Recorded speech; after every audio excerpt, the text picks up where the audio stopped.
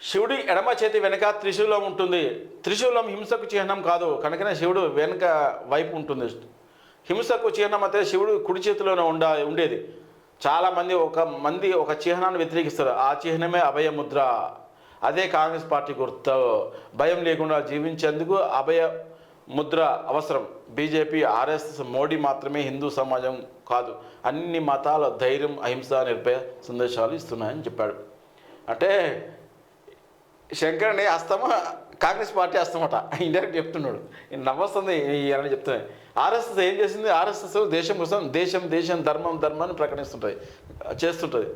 దేశం ధర్మం, నా దేశం అని ఎన్నో త్యాగాలు చేసుకుంటుంది. ఎక్కడన్నా అవతకలు అయినా, ఏమైనా యాక్సిడెంట్లు అయినా, దేశం కోసం ఎవరన్నా కానీ అటాక్ చేసినా, ఆర్మీ మీద ఎఫెక్ట్ చేసిన రక్తదాన శిబిరాలు అలాంటి చాలా కార్యక్రమాలు చేస్తుంది. అది ఆర్ఎస్ఎస్ ఏమో ఉగ్రవాద సంస్థ కాదు, సేవా సంస్థ.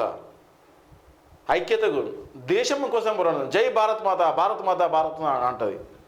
దేశమే లక్ష్యంగా ఉంటుంది అది.